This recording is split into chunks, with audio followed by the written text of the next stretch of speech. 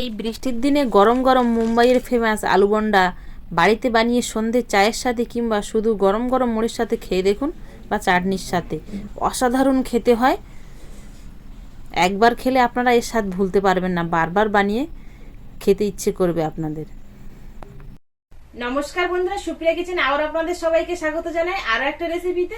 বন্ধুরা, এখন তো বর্ষার সিজন চলে এসছে, তো এই সময় কিন্তু সন্ধ্যার টাইমে আমরা বিভিন্ন রকম পকোড়া বা ভাজাভুজি বানিয়ে মুড়ির সাথে বা চায়ের সাথে খাই। তো আজকে একটা আপনাদের সাথে একদম সহজ রেসিপি শেয়ার করব, মুম্বাইয়ের ফেমাস আলু বন্ডা। আর এটা বানানো কিন্তু খুবই সহজ। আপনারা ভিডিওটি স্কিপ না করে প্রথমে থেকে শেষ পর্যন্ত দেখবেন, আশা করছি আপনাদের ভীষণ ভালো লাগবে। আর যে সকল বন্ধুরা ইউটিউব চ্যানেল এখনো পর্যন্ত নতুন আমার ভিডিওগুলো দেখছেন, প্লিজ বন্ধুরা বেল আইকন সবাই সাবস্ক্রাইব করে পাশে থাকবেন। আর ফেসবুক পেজ থেকে দেখলে পেজটিকে ফলো করে প্লিজ পাশে থাকবেন। আলু বন্ডা বানানোর জন্য প্রথমে আগে আমি কিন্তু আলু বন্ডার ব্যাটারটা বানিয়ে নেব।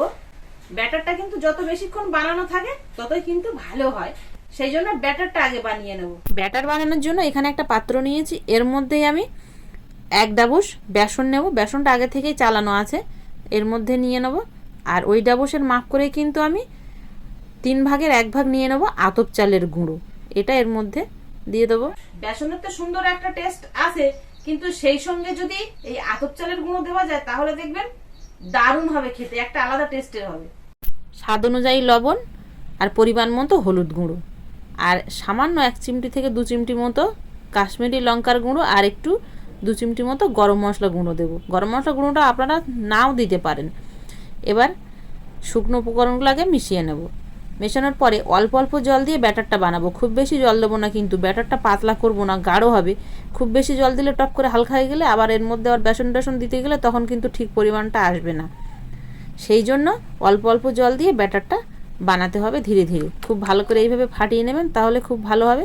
আর ব্যাটারের ঘনত্ব দেখুন, ঠিক এরকম ভাঁজ পড়বে, উপর দিয়ে ছাড়লে যেন এরকম থাক পড়ে, এরকম ঘনত্বের ব্যাটার বানাতে হবে। এবার আলাদা পাত্রে নিয়ে নেব 5-6 ক রসুন, আর 3-4 ক কুচানো আদা, আর 4টে কাঁচা লঙ্কা। এগুলোকে থেঁতো করে নেব গ্রেট করার মতো, একদম মিহি পেস্ট করব না। ব্যাটারটা বানিয়ে নিয়েছি। এবার আলু বন্ডার জন্য কিন্তু আমি 3টে আলু সেদ্ধ করে নিয়েছি। আপনারা যতটা বানাবেন সেরকম আলু সেদ্ধ করে নেবেন। আর আলুটা সবসময় কিন্তু খোসা সমেত সেদ্ধ করবেন। সেদ্ধ করার পরে তারপরে খোসাটা ছাড়িয়ে নেবেন, তাহলে দেখবেন আলুর ভিতরে জলটা ঢুকবে না আর আলুটা জল জল হবে না। এখানে আমি 3টে সেদ্ধ করা আলু নিয়েছি। আলুগুলো কিন্তু ম্যাশ করব না বা একদম চটকে নেব না, ঠিক হাত দিয়ে এইভাবে আলুগুলো ভেঙে নেব। আলুগুলো যেন একদম চটকে না যায়, চটকে গেলে কিন্তু আলুগুলো আর ভালো লাগবে না। বেশ কিছুটা এরকম ঘুগনির আলুর মতো গোটা গোটা থাকবে, সেরকম হলে বেশ ভালো লাগবে খেতে। দেখুন আলুগুলো কিন্তু ঠিক এরকম ছোট ছোট টুকরো টুকরো হয়ে গেছে, সবগুলো ভেঙে নিয়েছি। এবার এই সাইডে কড়া বসিয়ে দিয়েছি, গরম হয়ে গেছে। 3 চামচ মতো সাদা তেল দিয়ে দেবো, আর দিয়ে দেবো কালো সর্ষে আর গোটা জিরে।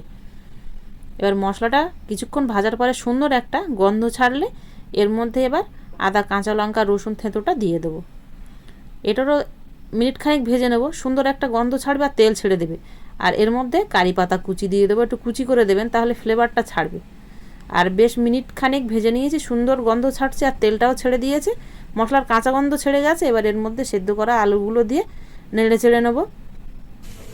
লবণ আর পরিমাণ মতো হলুদ গুঁড়ো দিয়ে মিনিট 2 কিন্তু ভাজলে এটা হয়ে যাবে, বেশিক্ষণ ভাজার দরকার নেই। আর নামানোর আগে একটু ধনেপাতা কুচি দিয়ে নামিয়ে নেব। আচ্ছা, এখানে আমি কিন্তু হিংটা দিতে ভুলে গেছি, সেই জন্য পরে হিংটা দিচ্ছি। পরে দিলেও অসুবিধা হবে না, যেহেতু গরম আছে আলুটা। তবে আপনারা এটা তেলের উপরে দেবেন সর্ষে আর জিরের সাথে, তাহলে খুব ভালো হবে। এবার নেড়ে চেড়ে এটা নামিয়ে নেব। এটা কিন্তু হয়ে গেছে বন্ডার পুরের জন্য একদম রেডি আলুটা। তুলে নিয়ে আলাদা পাত্রে নিয়ে এটা ঠান্ডা করতে দেবো। কিছুক্ষণ পরে ঠান্ডা হয়ে গেলে এবার হাতে একটু তেল মাখিয়ে নিয়ে গোল গোল করে নিতে হবে। একদম যেরকম বন্ডার শেপ হয় ঠিক সেরকমই গোল গোল করে এরকম পাকিয়ে নিতে হবে। আর হাতের মধ্যে নিলেই কিন্তু এটা খুব সুন্দর গোল হয়ে যাবে। দেখুন কতটা সুন্দর হয়েছে।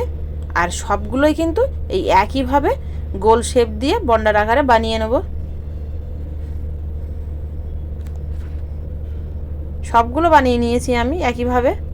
এবার এই সাইডে তেল গরম করতে দিয়েছিলাম, এর থেকে 1 চামচ তেল তুলে নিয়ে ব্যাটারের মধ্যে দিয়ে দেবো। আর সেই সঙ্গে দিয়ে দেবো খাবার সোডা, মিষ্টি সোডা, যেটা আমরা ডাল সেদ্ধ করতে বা শাক সেদ্ধ করতে খাই, সেই সোডা 1 চিমটির থেকে আরও কম, মানে হাফ চিমটি মতো দিয়ে এর মধ্যে খুব ভালো করে ফাটিয়ে নেব।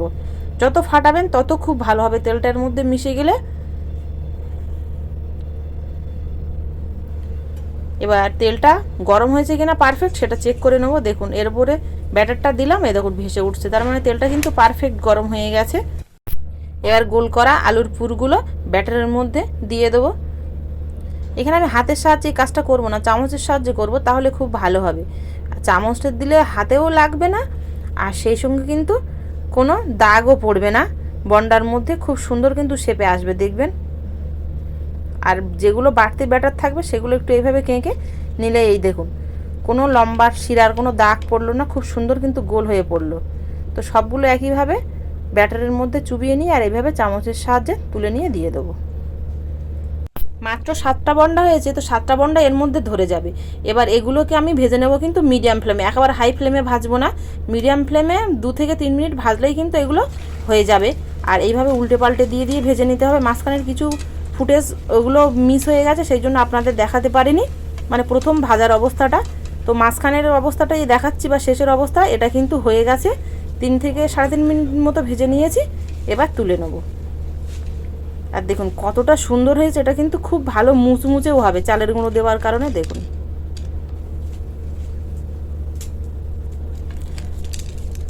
আর এর সঙ্গে আমি 4টে কাঁচা লঙ্কা নিয়েছি, 4টে কাঁচা লঙ্কা ভেজে নেব। তবে একেবারে তেলের মধ্যে ছাড়বো না, একটু এইভাবে তুলবো আর ছাড়বো, কারণ তেলের মধ্যে দিলে কিন্তু একেবারে ফাটবে, সেই জন্য এইভাবে হালকা দিতে হবে আর ভেজে নিয়ে তুলে নিতে হবে।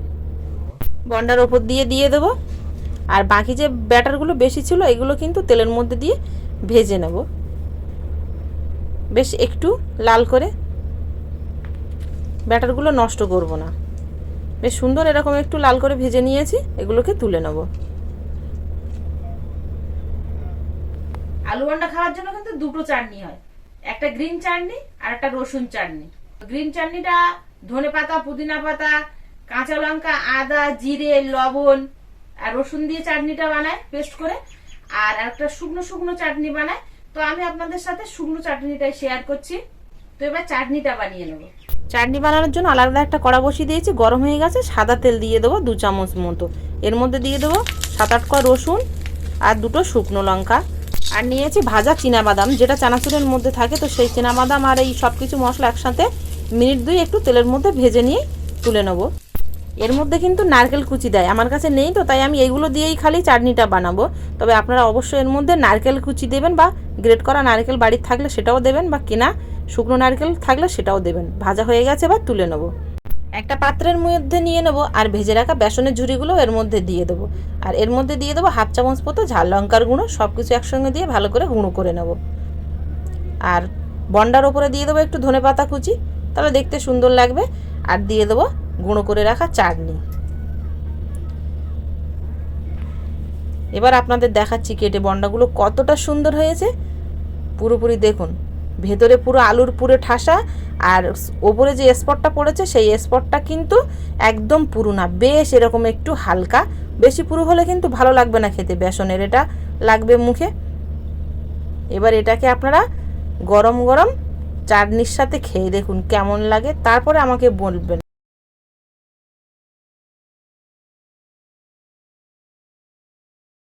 রসুনের চাটনির সঙ্গে কিন্তু দারুণ হয়েছে, কিন্তু দারুণ। আপনারা এই বর্ষার দিনে একবার বানিয়ে খেয়ে দেখবেন। আর বাইরে তো বৃষ্টি হচ্ছে না, চায়ের সাথে কিংবা মুড়ির সাথে নিলে শুধু দারুণ হবে খেতে। বাইরে কিন্তু ভীষণ জোরে বৃষ্টি এসেছে, তো বৃষ্টির দিনে এই আলু বন্ডাটা একদম পারফেক্ট দিনে হয়েছে বানানো। আপনারা বানিয়ে খেয়ে দেখবেন একবার, তারপরে আমাকে কমেন্টে জানাবেন কেমন হয়েছে। ভালো লাগলে প্লিজ প্লিজ বন্ধুরা লাইক করতে ভুল করবেন না, আর আপনাদের বন্ধুদের কাছে শেয়ার করবেন, ওনারাও খুব সহজে বাড়িতে বানিয়ে নিতে পারবেন।